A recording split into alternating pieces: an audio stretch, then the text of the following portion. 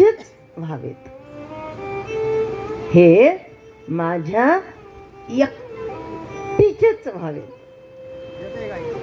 कोणत्या स्त्रीला असं वाटत नाही हो?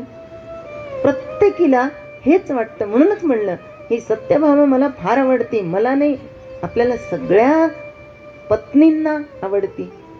माझ्या एकटीचेच व्हावे. बरं, का असं वाटत होतं तिला? 7 जणी, आता ही 8वी बाजूला बरं का, 7 जणी. बरं, भगवंत कसे होते? रुक्मिणीच्या महालात जायचे. बरं, झाड हिच्या दारात लावलेलं आणि फुलं रुक्मिणीच्या दारात. आणि ती रुक्मिणी एकापेक्षा एक मस्त हार करायची. यांच्या गळ्यात घाल, केसात घाल, हे कर ते कर. अरे अरे अरे, इतकी नटवायची कृष्णाला. बरं, कृष्णाने तरी काय करायला पाहिजे?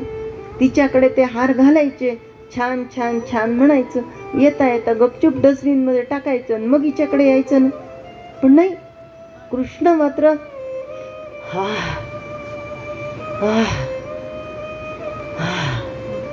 काय पारिजातक आहे, काय फुल सुंदर आहे. आता हिला वाटायचं यत्कृत काय करू, असा संताप यायचा. एके दिवशी तिच्या मनामध्ये येत होतं की असं कुणीतरी मला भेटावं आणि मला काहीतरी सांगावं की बाई तुझ्या एकटीचेच होतील. मनामध्ये सातत्याने इतकंच ध्यास असायचा. आणि आज श्रीकृष्ण परमात्मा म्हणाले, सत्यभामे,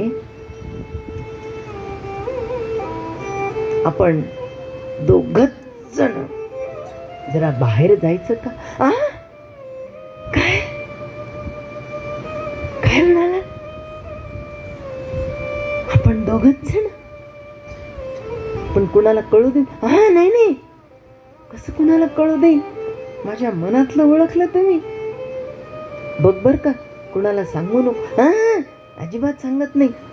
आणि हे बघ, नीट ऐक, कुणाला संशय येऊ नये म्हणून आधीच तिकडं जाऊन आधी उभी राहते. कुणाला कानाचा कोणतं कळणार नाही. बघा, श्रीकृष्णाने कुणालाही न कळू देता तिला एकटीला उभं राहायला सांगितलं. आणि हिच्या मनामध्ये आता उकळ्या फुटतायत आनंदाच्या. आता आम्ही दोघंच जण जाणार आहेत बाहेर. त्यातला चकार किती पोटातून येतोय बघा. आम्ही दोघंच जण बाहेर जाणार आहेत. कोणाला कळू दिलं नाही. निघाली. आता रथामध्ये 2 जण आहेत. भरधाव रथ जातोय. आणि भगवंतानी रथ नेला नेला नेला तर कुठं नेला? प्राग ज्योतिषपूर.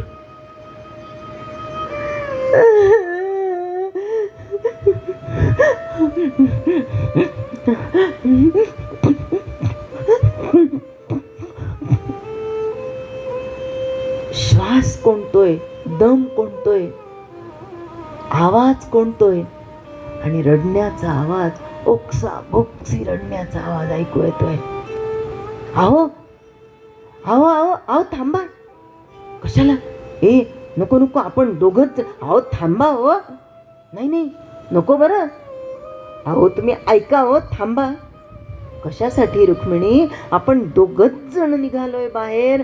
कशाला थांब? अहो तुम्ही ऐका जरा, स्त्रियांच्या रडण्याचा आवाज येतोय. नाही नाही, मला ते येत कसा नाही?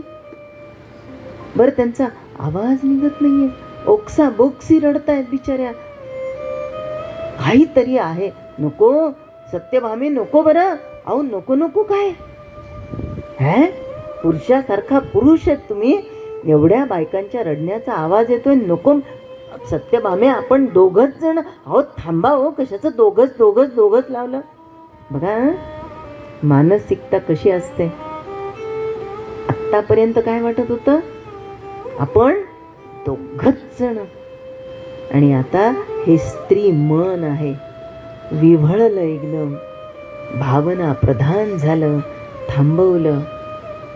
थांबले. म्हणाले, सत्यभामे, काही आफत नको बर, अहो तुम्ही ऐका हो, चला पुढे.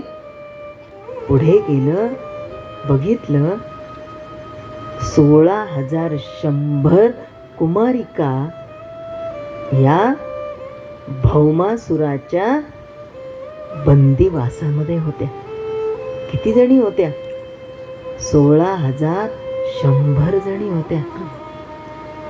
सत्यभामेने विचारलं, कोण ग तुम्ही आणि अशा का रडता? त्यांनी सांगितलं, आम्ही कुमारिका आहे आणि या भौमासुराने आम्हाला गेले कित्येक वर्षापासून डांबून ठेवून भोग भोग भोगलेलं आहे. आम्ही आमचं दुःख सांगायचं तर कुणाला सांगायचं? भौमासूर, अहो ऐकलं का? जा पटकन, असा एका क्षणात मारा त्याला. एवढ्या स्त्रियांना भोगतो म्हणजे काय ते? मारा त्याला. कृष्ण म्हणतो, नकोस सत्यभामे, आपण दोघं. अहो जा हो, मारा. बघ बर का तू, आता बघ बर का तू, कितीदा घेतलं भगवंतानी. ती म्हणते, पटकन जा आणि त्या भौमासुराला मारा, यांना मोकळं करा. भगवंत गेले. भगवंताला काय वेळ आहे का? मारलं त्याला. पण कधी मारलं? तिसरे प्रहरी, म्हणजे सकाळ होता होता त्याला सुदर्शन चक्राने मारलं. कधी मारलं? अश्विन वद्य चतुर्दशीच्या दिवशी सकाळी सकाळी मारलं. आता भगवंत यांना सांगायला आले, तुम्ही आता मुक्त झालात बर का कुमारिकांनो. आता भौमासुराला मी ठार केलेलं आहे, तुम्ही आता मुक्त झालात. मला सांगा, भौमासूर मेल्यानंतर या कुमारिकांनी दुःखी व्हावं का आनंदी व्हावं? काय व्हायला पाहिजे? आता परत रडता कशाला? मुक्त केलं तुम्हाला. कशाला मुक्त केलं कृष्णा? कशाला मुक्त केलं? ही पाहतच राहते. असं कसं? आतापर्यंत तरी एकच भौमासूर आम्हाला भोगत होता. आता इथून जर आम्ही बाहेर गेलो तर कोपऱ्यात कोपऱ्यात भौमासूर उपभोगायला ठरलेले. कृष्णा कशाला मुक्त केलं? आता ही म्हणती, करायला गेले हत्तीन झालं गाढव. यांना मुक्त करायला म्हणून सांगितलं. त्या म्हणतात, कृष्णा आता दोनच पर्याय आहेत. जर आमच्या डोळ्यामध्ये अश्रू येऊ द्यायचे नसतील, दोनच पर्याय आहेत. एक तर एका झटक्यात तुझ्या सुदर्शन चक्राने आम्हाला 16,100 जणींना मारून टाक. नाहीतर दुसरा एक पर्याय म्हणजे तुझ्या हाताने आमच्या गळ्यात मंगळसूत्र घाल. श्रीकृष्ण परमात्मा म्हणतो, सत्यभामे काढू का सुदर्शन चक्र? मारू का? ठार करू यांना? हो, असं काय बोलता सत्यभामे? बघ बर का, दुसरा एकच पर्याय आहे. आता हिच्याकडे बोलायला काही नव्हतं शिल्लक. काय म्हणणार आहे का? खाली मान घातली. भगवंत म्हणतात, सत्यभामे बघ बर का, तुझी संमती आहे म्हणून, माझी काही इच्छा नाही, तुझी संमती आहे म्हणून. असं म्हणत भगवंतानी या 16,100 जणींशी विवाह केला. ही मनातल्या मनात म्हणत होती, 7च जणी होत्या तर मला वाटत होतं माझ्या एकटीचेच व्हावे. आता तर 16,107 जणी झालेल्या आहेत. हा नरकासूर म्हणजेच भौमासूर कोण होता? हा भौमासूर दुसरा तिसरा कोणी नसून हा भगवंताचाच पुत्र होता. कसा? पहिला अवतार जेव्हा घेतला होता भगवंतानी, वराह अवतार, त्यावेळेस समुद्रात रसातळाला गेलेली पृथ्वी वर काढताना या वराह अवतारातल्या भगवंताचं आणि पृथ्वीचं मनोमिलन झालं. आणि मनोमिलनातून पुत्र जन्माला आला. पण आता हा तर वराह अवतारातल्या भगवंताचा पुत्र आहे. पृथ्वी म्हणाली, भगवंता याला मारू नका. आता माहिती आहे हा नरकासूर आहे, याला मारू नका म्हणलं तर कसं. भगवंतानी एक मेख घातली तिथे, म्हणजे एक अट घातली की हे पृथ्वी, तूच आदी माया आहेस, तुझ्या संमतीशिवाय याला मारणार नाही.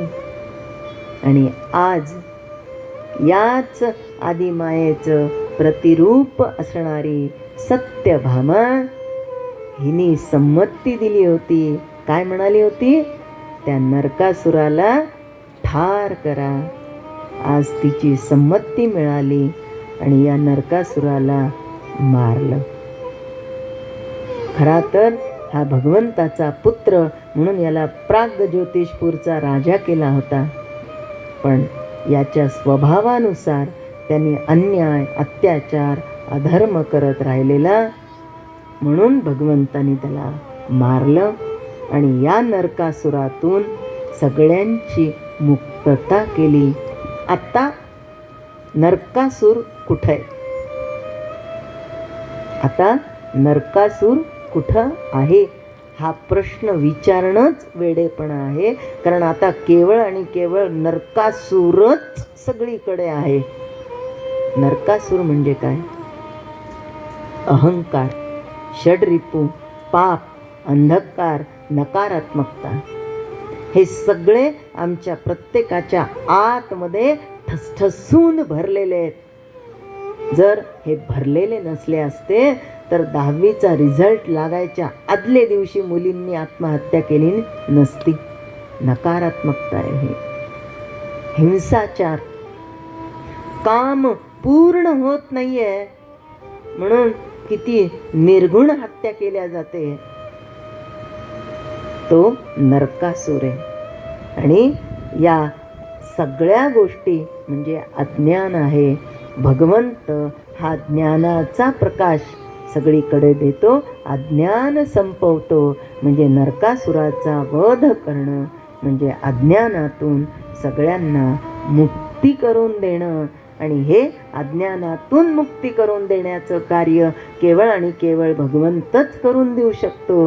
आणि अज्ञान म्हणजे काय? स्वस्वरूपाचं अज्ञान आहे. ज्याला आत्मस्वरूपाचं ज्ञान झालं त्याला आयुष्यामध्ये निराशा नाही, नैराश्य नाही, अहंकार नाही, दुःख नाही. मग एकच उपाय आहे कलियुगामध्ये. नरकासुराला जर मारायचं असेल तर स्वस्वरूपाचं ज्ञान करून द्यायचं, मी कोण आहे याची ओळख करून द्यायचं. आणि ओळख करून घेण्यासाठी केवळ एकच आहे, ते म्हणजे आत्मज्ञान. आणि हे आत्मज्ञान होतं कशाने? तर भगवंताच्या नामाने. या भगवंताचं नाम घेत राहायचं आणि स्वस्वरूपाचा प्रवास हळूहळू पुढे ठेवायचा.